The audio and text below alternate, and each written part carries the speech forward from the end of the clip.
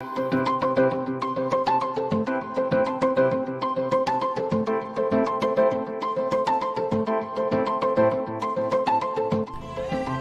is Lair Media.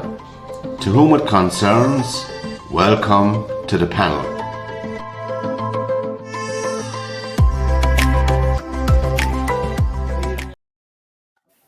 Good evening, everybody. Welcome along to this edition of the panel on LairMedia.tv. Good evening, Mary Honan. Hi. Good evening, Caroline, and welcome. Good evening. Good evening, Tony Browne, and welcome. Well, last week we were in Montpellier, but by God, we're back here now, and it is a very, very cold night out for people who have been out, who had to go out. And if you're driving, well, drive with care and caution. Anyway, we're in the throes of a general election, as we know, here in this country, and people are now canvassing. And I only met one candidate so far in my own place. I live up here in Shannon, County Clare, so I think that the weather is against people for canvassing. We paid a tribute to Johnny Doohan, who we got the news that before we come on here last week that he had passed away. And since we were on here last week, unfortunately, we've lost another luminary in the entertainment music scene in Limerick, and that's John Kenny at a very young age. And John has been laid to rest. Was it today or yesterday? I forget. Yesterday. And John was. I think I saw him doing one of his very first gigs down in the old stand there, the corner in the top. Is it the top of Henry Street? Is it the old stand?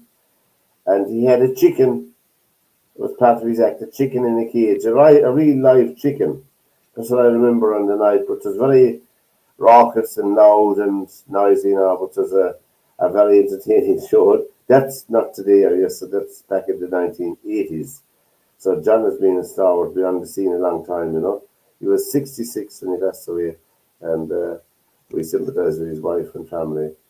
And it's a sad time. Did you know him, Tony? I did. I met him in the early 70s when he was going to join a band called Gimmick. There were local people in the area around hospital, that general area. And he was, well, another one was from, he was from just beyond hospital. But they were a kind of a pop band. And they came to me for kind of costumes. Yes. And I remember they were crossed between Hot Slips, kind of the way they were dressing, and a few other bands. And John Kenny was the lead vocalist. And I made him a kind of a green suit with shamrocks on it. Yeah. And he was only the lead singer in the band. And my biggest problem with him, they ordered so much stuff. I was wondering who was going to pay me for all this stuff. But they did, because I made various things for members of the band. Yes. They had a guitar, drums, bass player, and John Kenny. There were five of them. They went on the road for a while, but they kind of never, as they say, made it. Did they record any music? No. There was nobody recording stuff like that, you know. Yeah. And anyway, you had to be well into it, and it needed plenty of money as well. Then my next encounter with him was he took up ballet. He was above in the People's Park with there were this husband and wife team, John and Jean Regan. They used to teach ballet in the Crescent Hall. And that's where I came across him next. He was doing ballet. And I saw him one time in the park, and he pounced around the park inside with a tutu on him, and he dancing around. And I couldn't believe this is kind of same John Kenny that I know him with Gimmick. Gimmick kind of, as I said, broke up, but some of the members started playing on their own, and there's one of them still playing today that I know, the guitar player. But I lost track of him for a while. I met him now and again. I was very much involved with the Historical Society in Loughgore, and he showed up with a few things in Loughgore now and again. Yeah. And then he kind of moved. Then he met up with Pat Short. Yeah. That went very sour, that partnership. But before, that's where a lot of people... They were very good in the beginning. They were funny. But John was always funny anyway himself. A lot of people would know John Kinney and Pat Sharp from Dunbelievable. From Dunbelievables. A lot of people would know him from Dunbelievables and the characters they created. You know. But we just give you a glimpse, Tony. We're going to hold the chat there for a minute of the two boys in action. Yeah, I was the one. I had to drop it down from yesterday evening. Did you drop it down yourself? Oh, herself she came out stink to me. She sour. She was pure sour out. I had to do something. I had to do it as a job and no one had to do it. Dropping down if someone's to a soup or now I should do something. I wouldn't fancy that. She's sour, I tell you. I tell you, because she lives here. We're on that moment. Hello there and welcome to Crime Busters. Hello there and welcome to Crime Busters. Thank you, PJ. We have a lot on the agenda now, lads. We'll cut to the chase and get straight down to the business. What are we first on the agenda there, PJ? Thank you. First on the agenda here, Tom, is a robbery. A robbery. That's right. Now, lads, there was a robbery only last Friday night, approximately 3 a.m. It was down the town there, in the house down the town. The assailants got through a side window which was open. That's right. They proceeded to clean out the sitting room, the kitchen, and leave via the front door. That's right. Now, can any of you tell me what was wrong with that? I'll tell you that. The fucking window was wide open. That's right. Yeah, wide open. You can't be doing that, lads. You can't be leaving. You might as well open the door and invite me. Exactly. You might as well be careful. Yeah. You can't be doing that. You can't be leaving the window door. You come down crying towards them. Spilt milk. Yeah, spilt milk. Spilt milk. Where are they gone? Where are they gone? Where's my stuff? Where? How? Should they could be into the garden now, lads? They could be anywhere. I mean, we've enough to be doing. We don't have time to be doing looking chasing that down. So listen, you know well enough now. Leave the windows closed and doors shut when you're going to bed. And let that be that. We told you now you've had enough time. Now, what's number 2 on the agenda? Number 2, Tom. Number 2 is the first round of the county championship on Sunday. Now, we have a county championship final match next Sunday. Now, I'll tell you one thing, we won't have a repeat of what happened last year. There was blatant abandonmentness of cars on the side of the road. And people got out of their cars, left them where they like, and went down to the pitch. Then there was cars, the Linton Bridge, every road leading down to the pitch. You can't be doing that. You can't do that. You can't do that. You can't leave a car where you like. I mean, people blocked into their houses for hours. They were barricaded. Barricaded. Barricaded. I tried to go to the hospital. At the brigade, Tom. And if there was a fire, that's why we were lucky to come out and we were live on scale. And I tell you, lads, you won't get away with it this year because I'll be down there and Peter will be down there. And I think the book will come out. I'll sign him. He'll sign him. No, I'll sign him, he will. I'll tell you that for not now. It's in the book, lads. Yeah, it's in the book. Yeah, it's in the book. Black and white. Right, what else have we there, Peter? The reconstruction, isn't it? Next now, Tom, we have the reconstruction of an accident. Yeah, last Sunday morning. Now, the roundabout, we'll put down the roundabout. The roundabout up here, we'll say. Up with the cathedral here. The roundabout there, down by the mind the sofa. Mind the sofa. Down by the cathedral there. The shop there now on the corner. The shop there on the corner. That's right. Now, there was a car. Not to unlike colour that now, a maroon coloured car. Like that. It was coming down around the roundabout. That's right. Came down by the cathedral. That's right. Down Middle Street there and proceeded to turn out onto the corner of the High Street. We had a pedestrian here. A pedestrian there, standing there who witnessed the whole action. Witness here. As the car pulled out there down into the shop. A motorbiker being come. Motorbiker. Down here. Right down here. Pull down. Yeah, pull down. Up in the area. Up in the area. You can't be driving like that. He was in there, got a pint of milk without a buyer leave and drove away. So the matter that we all have jobs to go to in the morning. Is he happy doing that?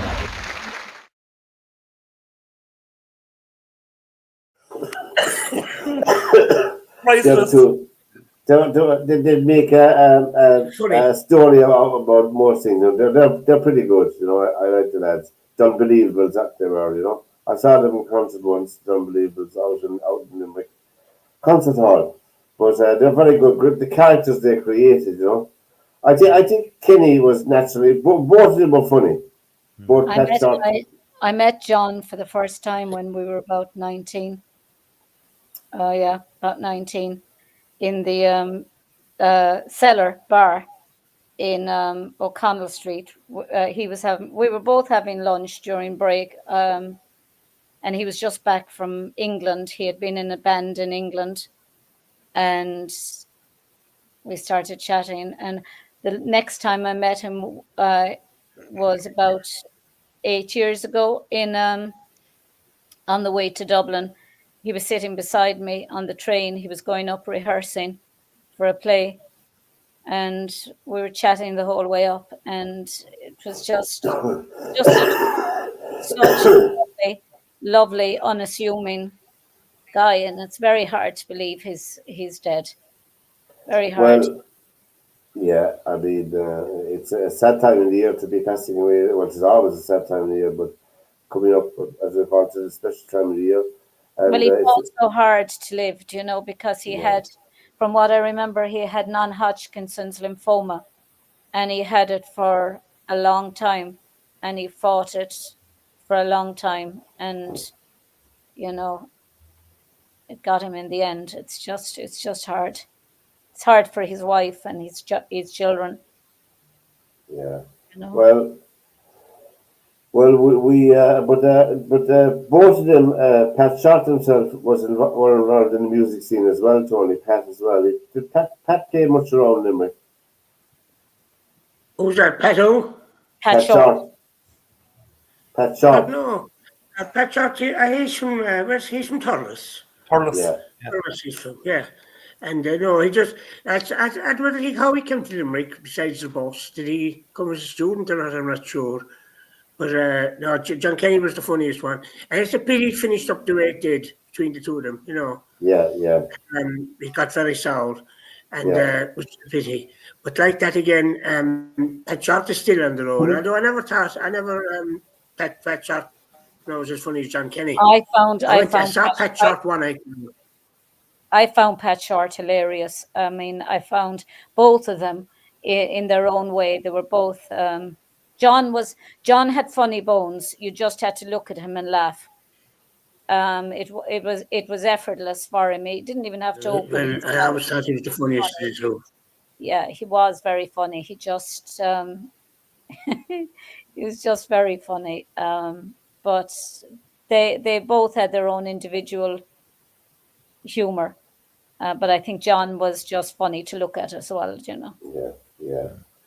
Well, I mean, it is sad that we've lost both Johnny Doon and Pat now as well, and I can't imagine him being a ballet dancer, though, Tony. He just didn't have, I mean, I'm just wondering how he ended up even contemplating doing ballet, because his physique, I don't know, lads. Do politicians, since we're in the throes of an election here in Ireland, politicians would go on many things to have a laugh or to make their name, and our own Taoiseach is getting into the comedy.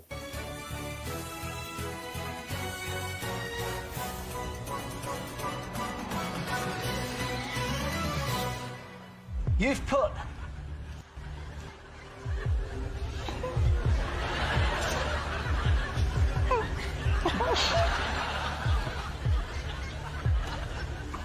No, you would not.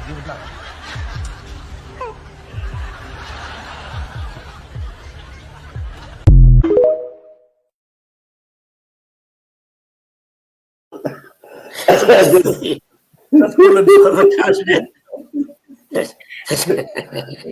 I won't say who's responsible for that, but since I took on, but I just thought it was fitting that you put it in with the rest of the comedy that's on, There was a debate last night with the 10 leaders of the 10 different parties. Did anybody see that on television?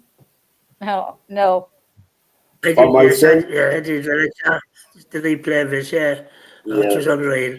I mean, they're telling lies, people, Oh, it's just God terrible. bless. I couldn't. How you can promise, and in your heart and soul, it's not going to happen. It's dreadful. But like that, all you need is if they could do for Nick what his name did for Ballygowan and Bartlett, they'd make a fortune. Absolutely. Nick is all you need. Jeff Reid, I was thinking of Brenda's started Ballygowan, that you could battle Nick. And there's some of them now are very honest, But if you're too honest, you won't get anywhere. That's well known. Tony,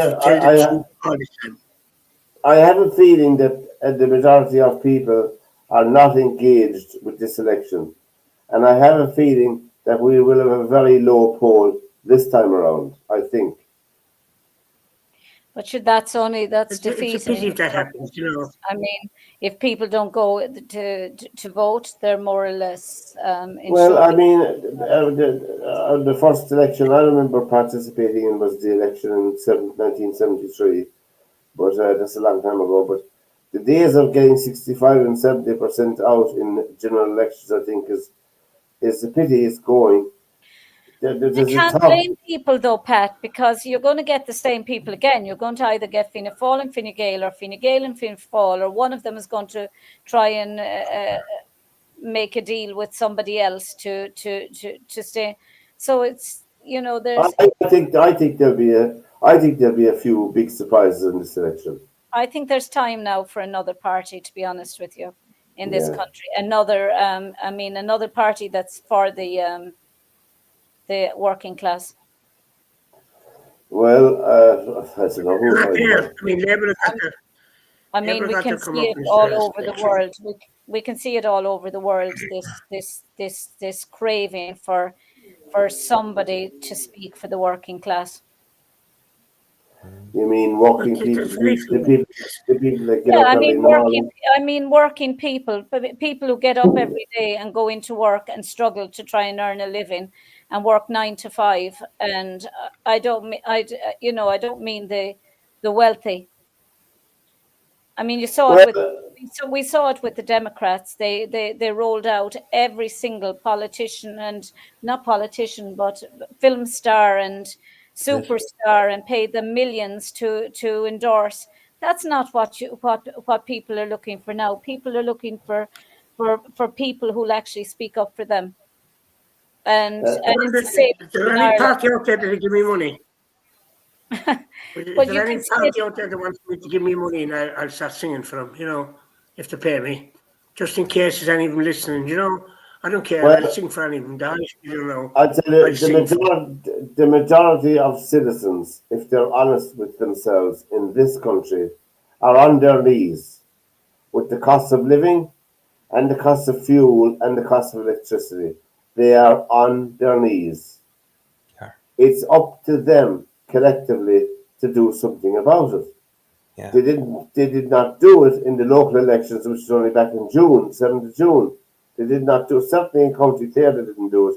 They gave over nearly 90% of their vote to Fianna Fáil and Fine Gael. So they're either are on their knees and they're happy to be on their knees, you know? And it doesn't matter, but I know today that the biggest number of people on trolleys is in Limerick. They outnumber all the other hospitals together. They have so many people in trolleys out there. The hospital is in utter chaos. There's no other word for it. And it's a reflection on the appalling staff and management that runs the hospital. They should walk off the job if they cannot run the hospital. Well, to be honest with you, you're wrong. They should be fired. They should be fired. To be honest with you, it's not in chaos. It's in the sense that if you go in and you walk around the university hospital, you'll find ward after ward after ward after ward empty. You're in an echo behind and in front and every side of you as you pass, because there isn't a person there to look after patients. There isn't a patient in a bed. They're all crammed into one small, relatively small casualty department, creating the illusion that they're inundated with patients. What they really are is badly managed, and people working 2 jobs, working in universities at the same time as full-time jobs in universities, full-time jobs running the hospital. That's what was happening. And it's just shockingly badly managed. And there's no reason why patients shouldn't be moved into wards. But for the fact that there should be staff, Tony, you were in there last year, were you? For a few because days? Who, me? You, yeah? No. In I was in that's Limerick. a while ago.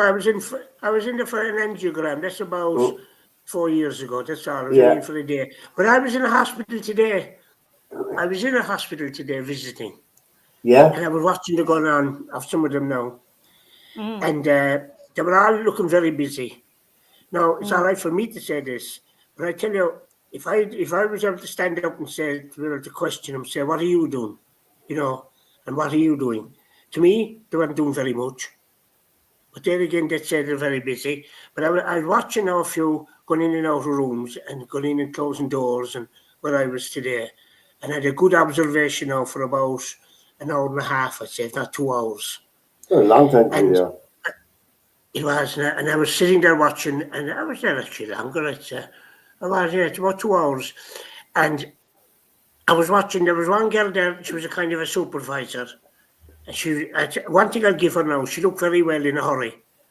She hadn't time to kind of talk. She was running up and down, and again, it's none of my business. But I'd like to be able to say, Is that a Limerick one? She looked very well in a hurry. I never heard it before. Well, sure she did, because she looked fabulous now that she was able to say, she was here and there, and every time we looked, she went another way. But anyway, but like that again, that's bad management. Yes. And the whole thing is crazy, and that is true now. That's only today. Look, Tony, and it's funny what you see. Sorry, you remember. But if you remember when the nuns were running. When the nuns were running the hospital, and the nurses had different color little caps, so you knew immediately if they were wearing blue, they were staff nurses. If they were green, they were third year, and stripes. And if they were white, they were student nurses. Now you don't know who the nurses are, from the physiotherapists, from the occupational therapists, from the cleaners, from the candy stripers, if you like, for want of a better word, because I'm not sure what the title of it here in Ireland is. But, you don't know who is who. And then you have people coming in from different companies cleaning the place, and they're just going over things with a duster. And there's no heart in what they're doing, because they could be somewhere else tomorrow. Whereas when the nuns were running the hospitals like St. John's and the University Hospital now, every nurse was responsible for their own area and to keep it clean. But that's all finished now. You see, there's nothing you can't bring it back. It's all changed. And if you go out to the to what they call the regional, I still call it the regional, and this university thing is only the rubbish. University hospital. But anyway, if you go out to the regional any day and just sit there for a few minutes, and you'll see girls walking up and down and up and down. And the thing they have to have in their hand is a clipboard. Yeah. And you'll see them walking with a clipboard. And they're all in a hurry. And you see them passing out one another along the corridors, Nobody ever says, hold on a minute, where are you going? I can deliver yours if you deliver mine. And you save a lot of walking. But it was a clever move. Some of them are in there doing exercise, So they won't have to walk in the evening. They can do the exercise during the day, walking up and down the corridor. It was a clever move to call it the University Hospital, because what they do is they're aligned to the hospital. They get the student nurses. They get the student nurses from the hospital free of charge. The university. Let's try to upmarket it. You can just it's the regional hospital.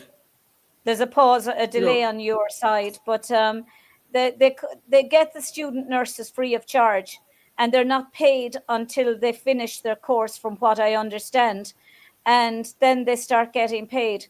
So they have cheap labor.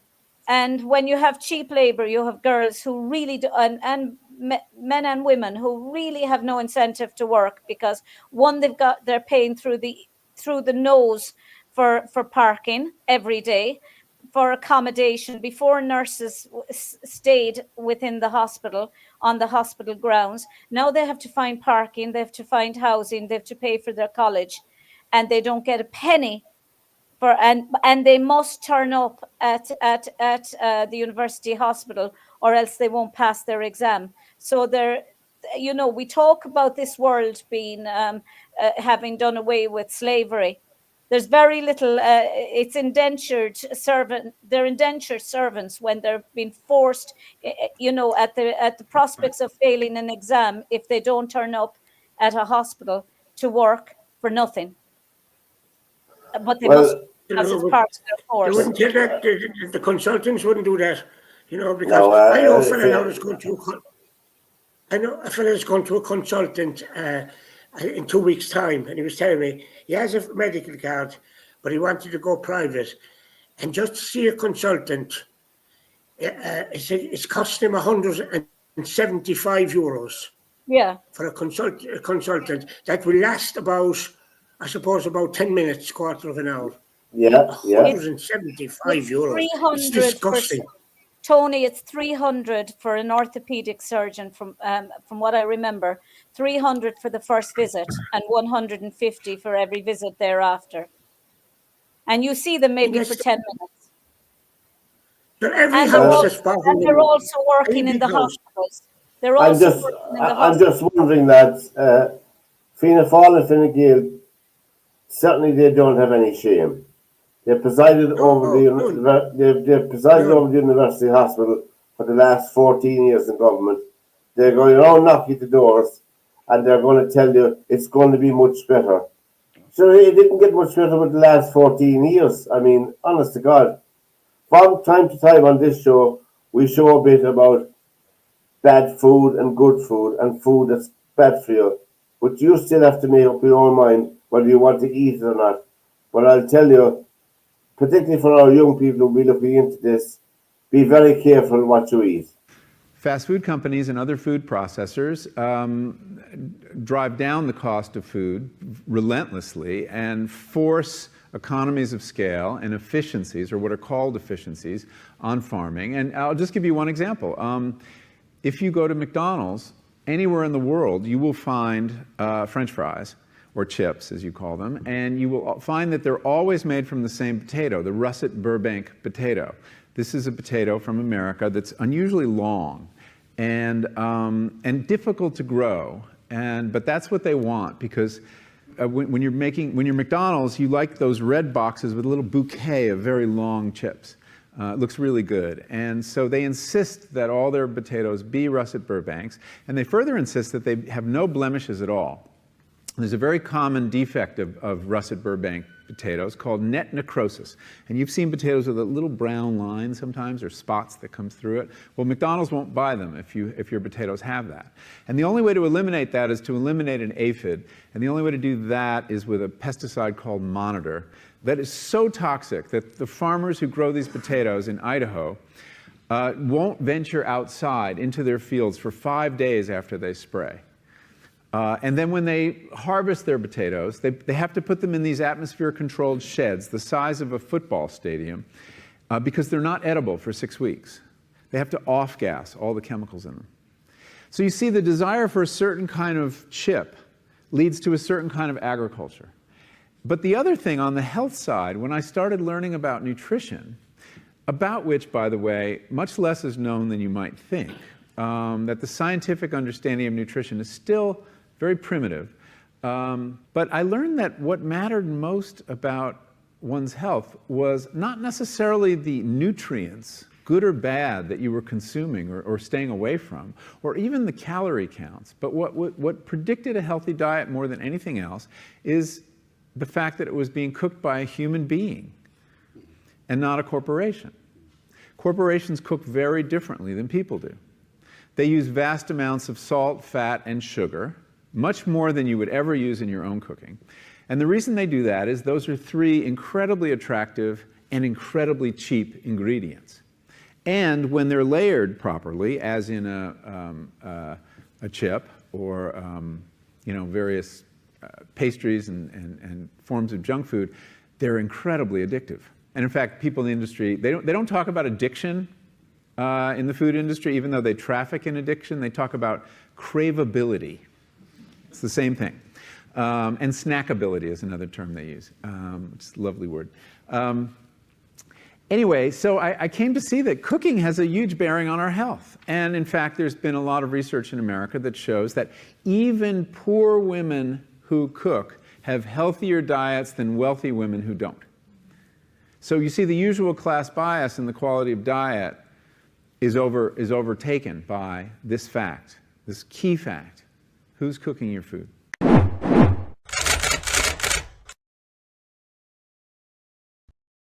Now, that's all about food.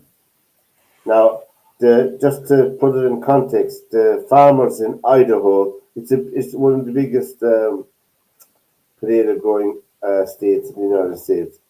In case people lost what was said, after they spraying those potatoes with pesticides, they won't go near the fields again for 5 full days. Can you imagine how toxic they are? And then when the potatoes are harvested, it's the same thing when they're stored in these big. They must wait for all the chemicals to evaporate. And can you imagine the state of the potato? And then what happens is afterwards. The Happy Meal, I think, was 4 years old today. There was a picture of a Happy Meal, which is 4 years old, which was bought and in the bag, and it's still the same in 4 years outside of the fridge.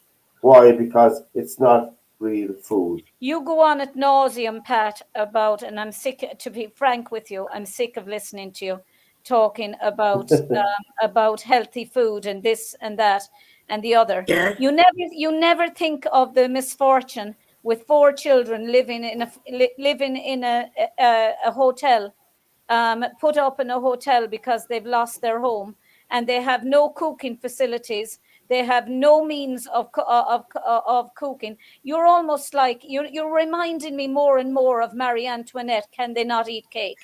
I mean, well, what I would say to you is, Ciaran O'Donnell and Marie Byrne might help them out. Fine Gael. I mean, they are the people who are looking for the votes. They are the government. They are the people who put those people at disadvantage for years. You can talk all you like, Pat. The reality of it is that McDonald's and Burger King and all of these places, they may not be good food. They may not be good for you. But number one, they're cheaper, and people can they can go out and maybe eat when they have cheaper now. Well, they're cheaper than going out, buying groceries, coming back to a hotel that you have no cooking facilities in, or coming back to a bed. Whose fault is it if you don't have cooking facilities? Well, it's certainly not the people's fault who are inside. Whose fault is it? And you're constantly going on about people should be eating healthier. In a nirvana society, of course, people should be eating healthier. Of course, not everybody has the luxury of cooking facilities. But I qualified my remarks saying that I'm not saying people should not go into them or should go into them. I'm saying people will have to make up their own mind anyway, but be aware of what you're eating. And you can bring your child. You can bring your children if you're financially secure. You can bring your children anywhere to have a birthday party.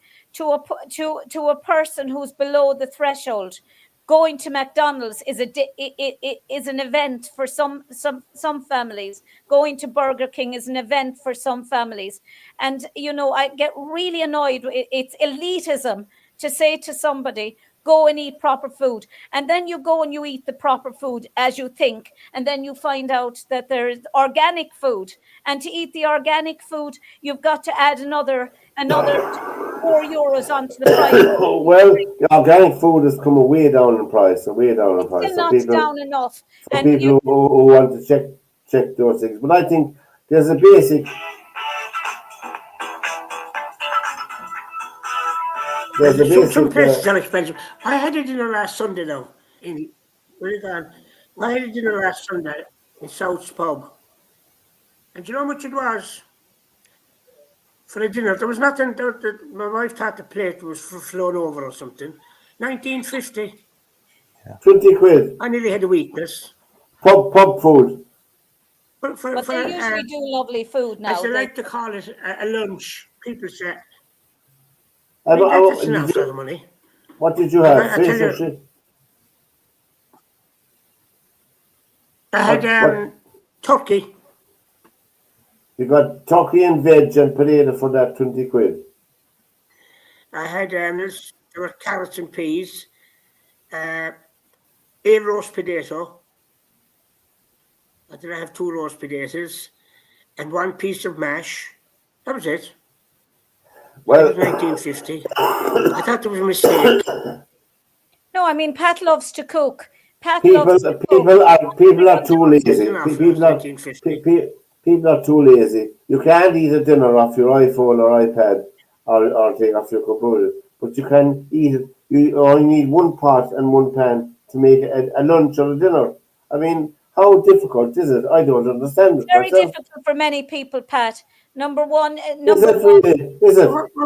not everybody likes. Number one, not everyone likes to cook for themselves when That's they're their own fault. constantly having to cook for themselves. Secondly, you have people who cannot cook for themselves. They can barely afford to go and get something quick that they can eat because they haven't got, one, the facilities, and two, the money.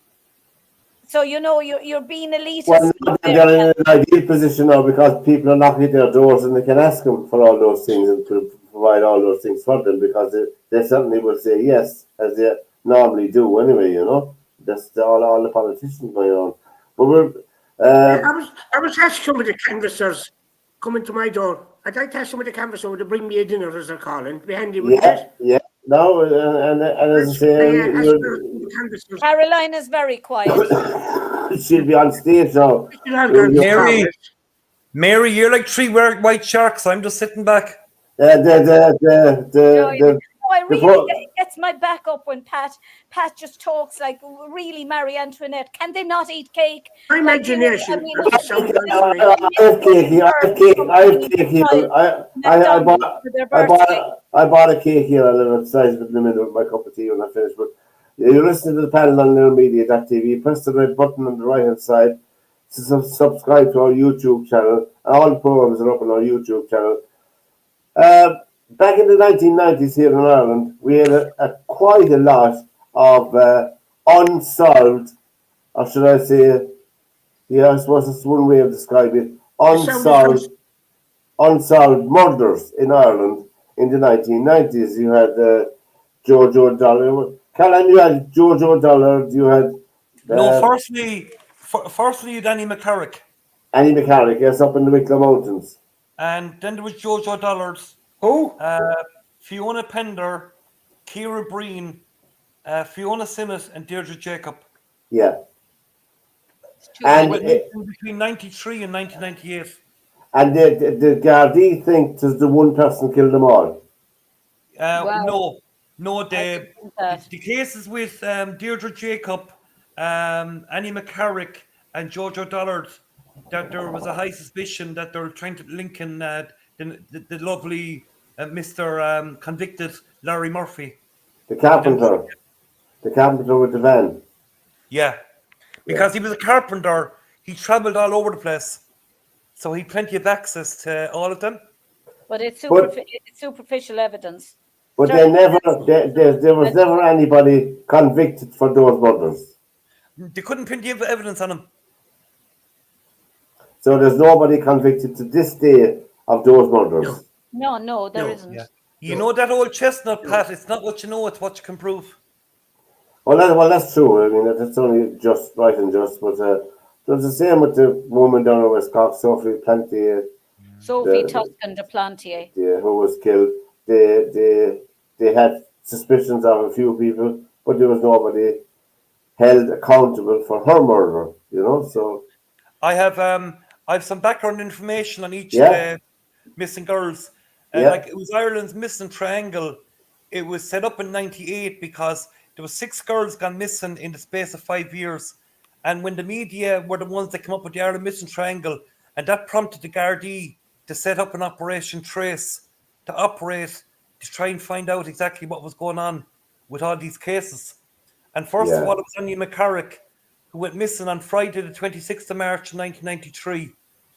She was born in 1966 in Long Island, New York. Her parents were Nancy and John McCarrick. She lived in Sandymount in Dublin. She moved to Ireland initially in 1987 to study teaching in St. Patrick's College. During 1990, the day of her disappearance, she called her friend Anna Dwyer to see if she would like to go hiking to the Dublin Wicklow Mountains, but she couldn't. She hurted her leg at that moment beforehand. So she went on her own. She was seen getting on a bus. Heading out to the Dublin Mountains by a girl that she worked with previously. Yes. But that girl got off. She was on the bottom part of it where Jojo went, or where Annie went up to the very top of the bus. Yes. But she got off, so she went off out to the Dublin Mountains anyway. And that was the end of her. She was seen in the local post office, they thought. But nobody in the area, it's only a small village, nobody can remember ever seeing her. She was seen that night in Johnny Fox's pub in the Dublin Mountains. Yeah, in Johnny Fox's pub, I remember that. Yeah, and why Larry Murphy is suspected in that case is that they suspect that he was a carpenter in that pub at that particular time. But you look, Caroline, at back as far as the one case that really has haunted me for many, many years since the day it happened was Philip Kearns. Young Philip Kearns, who went missing. I mean, his mother has never got closure. God love her. I mean, 1973, he went missing while walking back to school in South Dublin from his home in Ballyrone. Yeah. October his school bag was located, Mary. They found the school bag, all right. And not even a remnant of Philip Kearns has ever been found. Well, I mean, it's obvious that he was taken from that place and to another place. Well, you would think that something would be found because people weren't a suspect was identified at that particular time. A known convicted paedophile from England that was living above in Donegal was very much linked to that case. But he's dead now since, isn't he? He's dead since. Yeah. He was only 13 years of age. And do you know, I mean, God love him. He was the most innocent looking, beautiful. He went to visit his grandmother and left her house, and then he wasn't seen since after that. Never seen since. But the thing about it is people weren't so advanced in technology, but in how they committed these murders. People are more are thinking of all of the strangest things to do now and ways of kidnapping people and doing things. People weren't that advanced in 1973, and you would think that there would be something belonging other than his school bag. Yeah. Back to Annie McCarrick. They never actually. Her mother came over. Nancy came over from Long Island, but the guards never released anything on her for another few weeks, which was kind of weird at that particular time when they'd be trying to find her. I don't know what they suspected, but after that, then there was Jojo Dollard, and she went missing since the 9th of November 1995. She was from Callan in County Kilkenny. She'd moved back to Callan from Dublin as she got a job there. She went up to collect her final social welfare payment in Harold's Cross and went to get the bus back to Callan. But after collecting her money, she bumped into a few friends and they went to a local bar. She arrived coming out late in the night and she missed her last bus back to Callan. So she got a bus down as far as the Moon in County Kildare. Yeah. And she got on the phone then to her friend and said, I'm going to hitchhike the rest of the way back down. But someone pulled up in a car and she got a lift. But that was at 11:30. But a few minutes later at 12, she was seen leaning into a car at 12 o'clock. And this Toyota Carina car, but no suspect. Whoever was driving that car never came forward in Castledermot, 5 miles away. She would have been 58 if she had lived. Yeah. And also, lads, in that regard, Larry Murphy was living in Castledermot at that time as well. But of course, we can't. Well, you know, we're talking about coincidences. That's all. Yeah, no, it is. It's certainly a coincidence. And, but you had the Pinder girl. You had the Pinder girl, didn't you, Caroline? There was Fiona Prender. She was an Irish woman who disappeared from her home in Tullamore, County Offaly, on the 23rd of August, 1996, at the age of 25. She was 7 months pregnant at the time of her disappearance. And that's unusual because she was the only one that went missing that was pregnant. And any woman that went missing, they were all on their own that went missing. There was no one around them when they actually went missing. But you look at the Sophie Tuscan de Plantier murder here in Ireland as well. And I interviewed Ian Bailey, the suspect. Well, when I say I interviewed him, I was talking to him for about an hour and a half on the phone. We were to actually meet up in at his home and talk about it. And nothing will convince me other than that man was innocent of anything that he was accused of. I think he stood out as being odd and artistic and bohemian in his ways, and he had an English accent, and he was an outsider, always trying to belong. He was eccentric. Even when he was accused of the worst thing possible, he still wanted to belong to that community that he lived with in Cork, and most people down there seem to have embraced him and accepted that he wasn't the murderer. No. And he spent his whole entire life. He was accused. He was found guilty in absentia in France, because they have a system in France under which a person is guilty of proven innocent. Which is not justice anyway. Everywhere else, it's innocent until proven guilty. So he obviously didn't turn up at the case because, he was going to be found. And the family were high profile family. They were well connected. That's why they were. Her ex-husband was a director. If she was just working inside in the cafe, they'd be in Borough. No, but he would have been instantly, and he'd have had years in prison trying to prove he's innocent. Whereas, he was right to stay in Ireland. But he could have gone back to England, because they wouldn't have extradited him either. No, but no, he still stayed in the place where people accused him of killing a woman who I don't believe he killed. But I believe what about the Count of Monte Cristo? Didn't he get out in the sack? They threw him out the window. And he got away with it. He did. He's still sack in the inside, and he got away with it. The next one. My fish behind me, patting the wall. Do you see that fish? Yeah. Patsy Pepper caught that salmon. Yeah. Behind me. I do. Yeah. Patsy Pepper caught that salmon, and he painted that painting of it. So you don't realise it's not really his salmon. It's not really a salmon. It's actually a representation of the salmon. It's a giant roach, is it? Yeah. God, you're very good. I have to look at that now myself. Pat, he says, Patsy Pearl caught that salmon. And then we find out it's a painting of the salmon that Patsy Pearl caught. It's a roach. Smelling behind Tony. It's a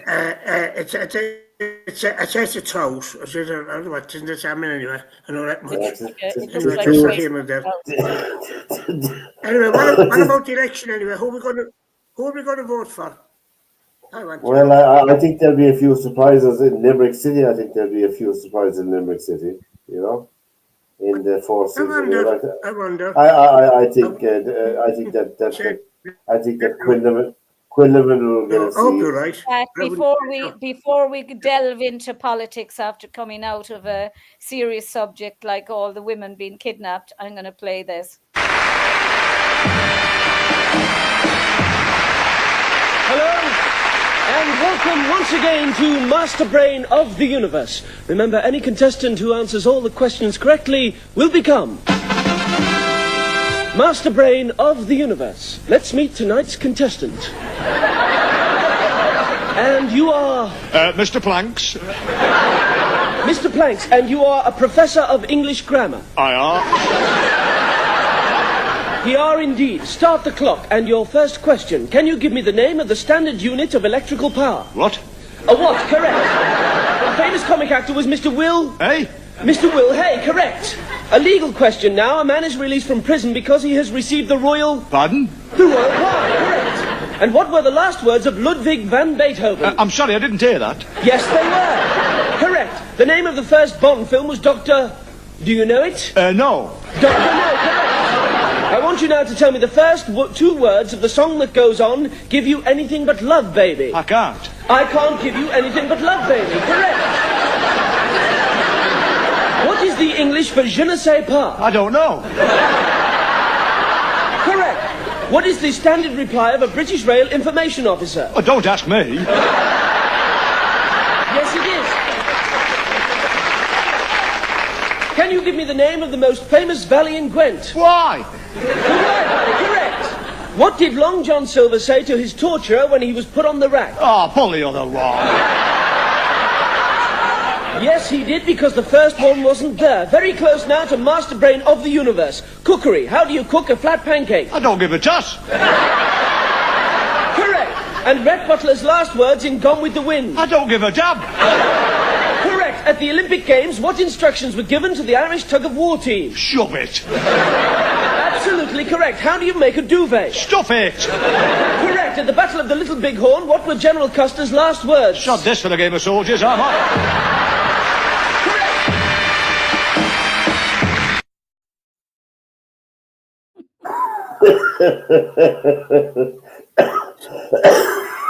It's very good. I have a cold tonight. Apologies to the people watching the program. I have a cold, but good on down. And that was who were they again? Forget now who they were again. They were comedians in England, but they were very big in the 70s and the 60s. Oh, I forget who they were again. I think Caroline had a few more that she wanted to cover there. Yeah. I don't want to dampen it, Ratney. If it's okay, lads, if you want to move on to something else. No, carry on. No, there's any more died? I don't want to hear any more people that died. There are someone that was born. I was saying about Ciara Breen. She was 17 years of age and she went missing. Where was she from, Caroline? She's from Dundalk. Fear of anyone dying. Dundalk. You have to stuff in his post now. What have you inside in your mouth? You have to eat something here. Yeah, and we're sitting here and you're reading that. That's unfair. Pass out something there to me. Here, Tony. Could you get that on Facebooky? Could you get that on YouTube or anything? Go on anyway, Caroline. What were you saying? But that girl was from Dundalk. She was only 17, was it? Yeah, she was.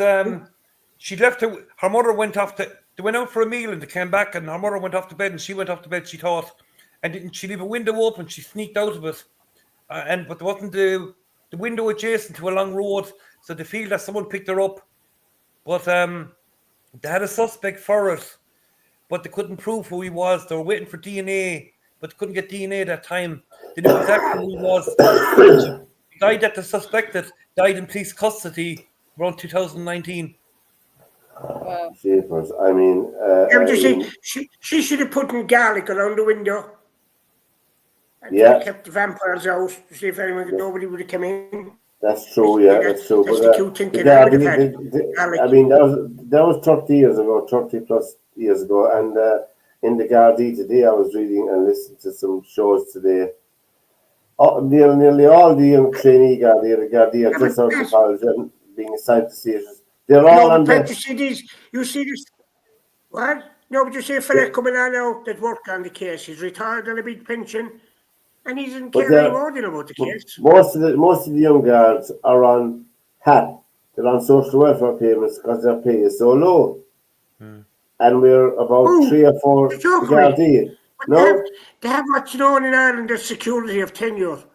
They have, I'll tell you what they have 380 quid a week.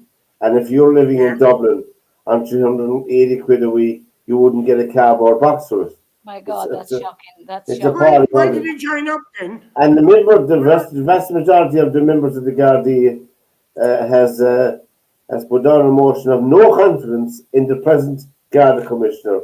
Morale in the Gardaí is at an all-time low in the state. I know they get a lot of bad press from time to time, but the very first people you call if you're in trouble is the Gardaí. If there's a problem in your house, you call the Gardaí.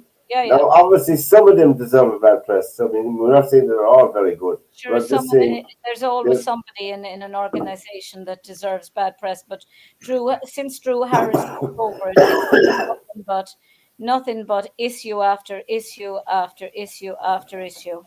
I'm just looking at. I'm going to play this here for you. Well, I've just been told to pack a bag for prison. To say goodbye to my kids there this morning, to tell them I was going to work for a while abroad. Myself and Evelyn just said we'd come in. We had got motions passed to try and put in a retention application again. We have all the councillors supporting us, but as far as the courts are concerned, they're not going to let it go through, as far as I'm concerned, here today. It's quite an emotional time for us, but we didn't think that we'd actually get this far to be in this type of a situation. So it's kind of very tough on us, you know. I just would like to say that I'm here to support my husband Brandon, and be stressful for everybody, and we don't basically know if he's going to be back home today to me and kids, so that's the situation look like for us at the moment. It's kind of scary times.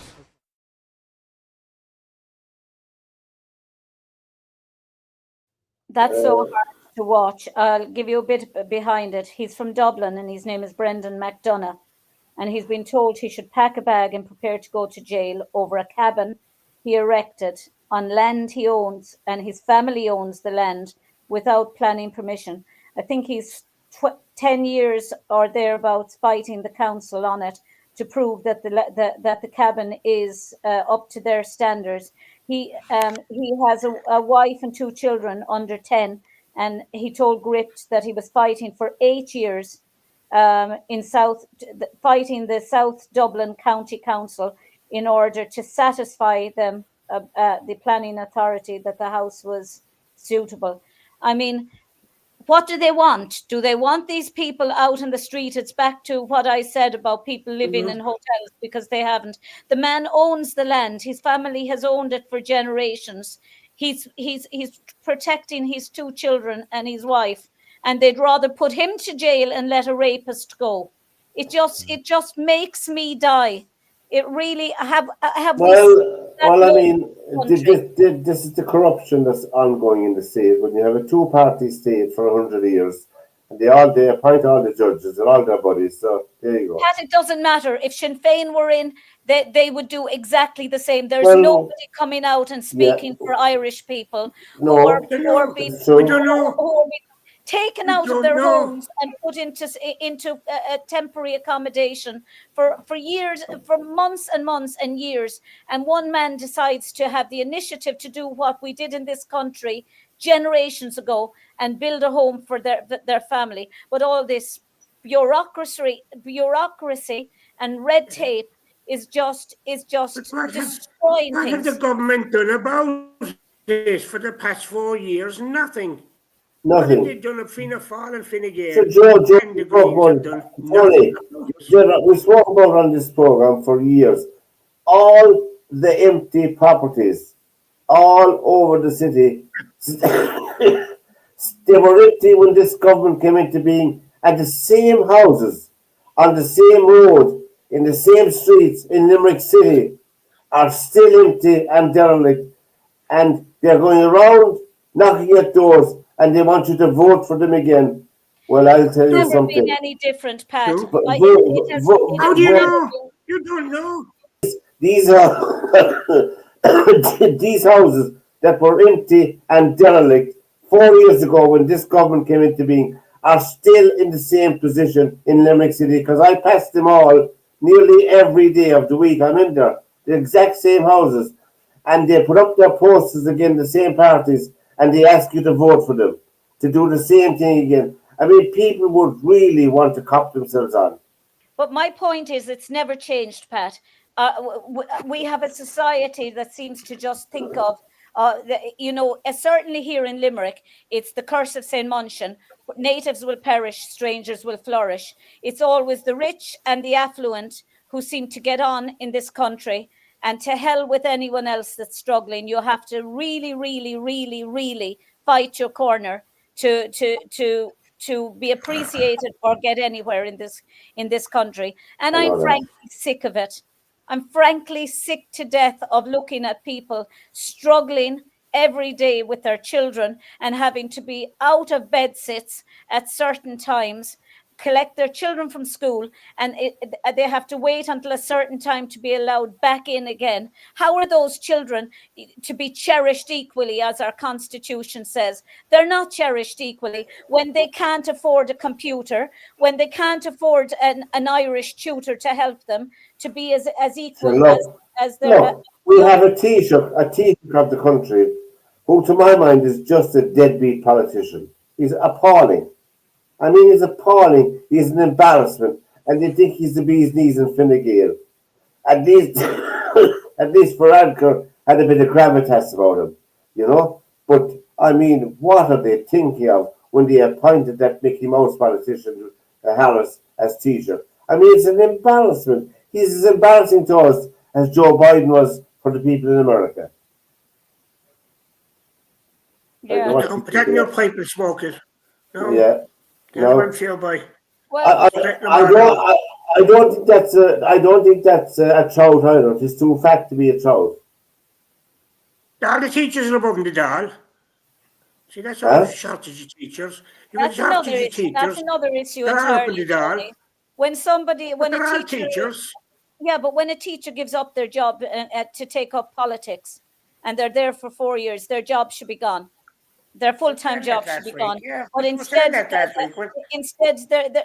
they're getting the money both ways. Their job is held for them, and as I said last week, some misfortune goes in, then gets 4 years' work, and is. The people are going to vote for him again. They'll vote for Micheál Martin again and he's a teacher. Who else is teachers out there? There's so many of them there that are teachers. Like you said, not the way. Most of them are teachers anyway. They'll all get back in again. People will vote for them. And you're saying them Sinn Féin won't be the same. I don't know. I don't know. But a lot of the teachers as well. What, Caroline? What you said? I was just saying a lot of the teachers have immigrated as well. Yeah. And the teachers have immigrants. Oh, they have. Yeah, but they emigrate, Caroline, and their job is held for them for 5 years. They can say, I'm taking a sabbatical. I'm taking, and they've held up 2 jobs. They're the minute they leave, they should get maybe 6 months to make up their minds. Do you want the job after the 6 months? There's too many teachers being rolled out of Mary I and out of other places looking for work. And there's no history. Most of them coming out.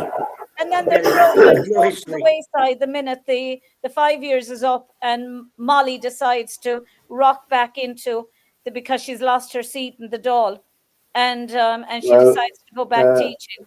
Well, it's a very, very cold night out there tonight. It's a very cold night for canvassing, but the very best of luck, lads. I don't think I'll have any more knocks on my door anyway, because I think it's too cold for them. I don't think they come late at night anyway, you know. Come here, Pat. I'm going to play this.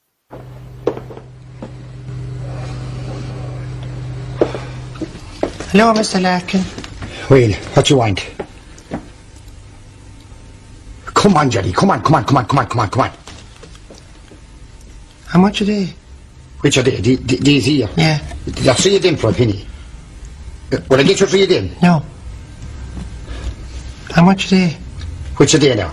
Yeah. These here? Yeah. They're a penny each. And how much are they? Which are they now? The pops? No. Oh, these here? Yeah. They're a penny each as well. And how much are they? The teeth? Yeah. You can get 2 teeth for a penny. How much are 2 of them and 2 of them? 2 of these, is it? No, 2 of them. 2 of them? Yeah. 2 of them, that's 10 pence for 2 of them, right? Yeah. And you can get 2 of them for a penny. So that's 11 pence for 2 of them and for 2 of them. And how much are they behind? They're a penny each behind. They're a penny, right? Yeah. They're a penny. Okay, look, they're a penny, they're 3 for a penny, they're a penny, they're 2 for a penny, and the pops are 5 pence. Them pops are 5 pence, they're 5 pence. How much you got, Jenny? How much have you got? Show me, look. You have 20 and you have 2, and that's a penny, right? That's a penny. So that's 22 and 1 is 23. You have 23 pence there. And how much are they? There's 3 of them for a penny. You can get 3 of them for a penny.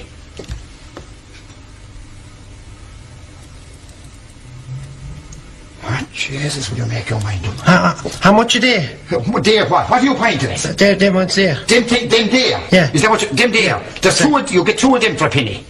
For 2 of them for 10 pence. They're 10 pence each. And can I get 2 of them and 2 of them? 2 of them and 2 of them. No, they're 10 pence each and they're 5 pence each. And then can I get 2 of them and 2 of them? You can, yeah. You can get 2 of them and you can get 3 of them. Yeah. You can, yeah. And them? Yeah, you can get 2 of them and you can get 3 of them as well. You can get 6 of them. And them? No, you can't get them. They're a penny each. And what about those? No, yeah, all right, you can have them. Yeah, 2 of them and 2 of them, or 2 of them. Can I get 2 of them and 2 of them? What 2 of them now? 2 of these or 2 of the pops? No. 1 of them and 2 of them. No, you can't get one of them and 2 of them. But you can get 2 of them and you can get 1 of them. And you can get 3 of them. How much have I? For fuck's sake, Johnny, come on, what do you want? Give me 2 of them. Come on, here, I want 1 of them. Come on, now, look, there's 2 of them, right? I want 1 of them. What do you want? You get 3 of them, right? Yeah. Okay, now, there you go. Now, there, show me the money. Come on, out. Come on, out. Can I change 1 of them? Get out! Come on, out of it. Come on, for fuck's sake. Come on, get away in the home is coming on. Not almighty, you're half big and broke. How much is this? How much is that? There used to be a man up in there used to be a man in the Fair Green, Mr. Fleming. Hey, Pat, Mr. I know who that. I know what shop that was based in. Do you? Yeah. It's in Is it Tipperary. down by the railway station in Tullis? Yeah, it's a guy. His name was John Bull, and he was the most contrarious fucker you will ever come across. Yeah? Oh, Cheers. Yeah. That's him. Yeah. Yeah. John Bull. But the thing about it is, there used to be a shop up in the Fair Green called Fleming's. Mr. Fleming used to have it, and the shop reminds me of his. You'd go in, and he had everything that you could think of, and it was attached to his house. It was actually his sitting room, and every time I see that, I think of Mr. Fleming's sweet shop. Couldn't even do that now. They'd have you bureaucrated out, if that's even a word. You're out. You were listening to here. He was. There was other things behind you, Browne. Are they been knocked off? No, she's down in Killarney. I'm in Killarney in the Glen Eagle Hotel in Killarney. That picture is gorgeous behind you. Now, before we finish, we're going to go out, lads. We're going to go out with a song of, and apologies again for my cold. We're going to go out with a song of Johnny Doon's. So from Tony Browne, from Caroline, from Mary and myself, lads, be the blessed. And Johnny Doon, late great Johnny Doon, in my father's time.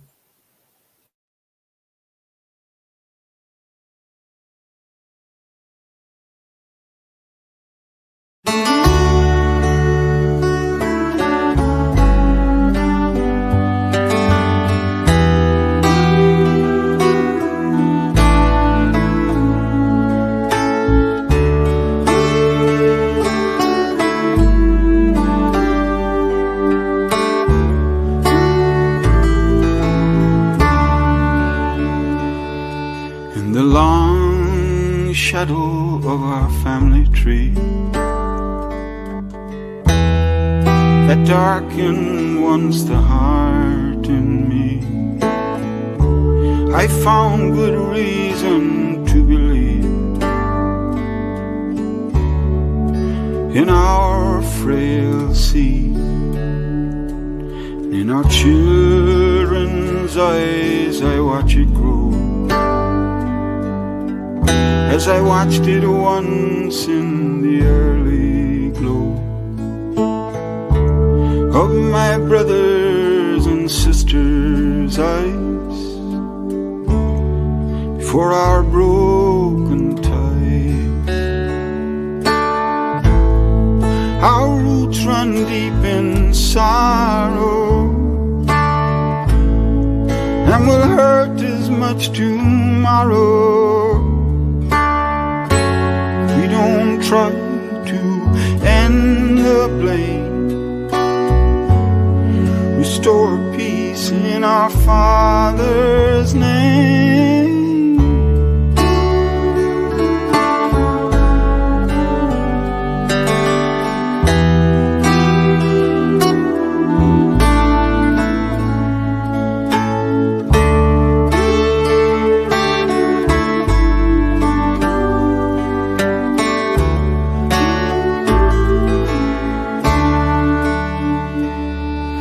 The a silver birch near our home, embedded in black earth and stone. Its branches lean together on high in the clear blue sky. But our roots run deep in sorrow, and will hurt as much tomorrow. We don't try to bend the blade, restore peace in our Father's name.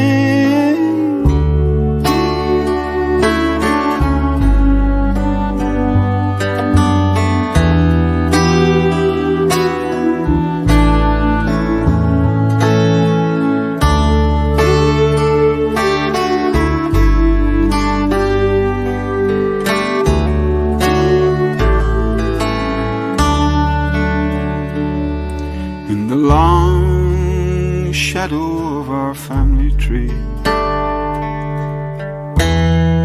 that darkened once the heart in me, I found good reason to believe in our frail seed.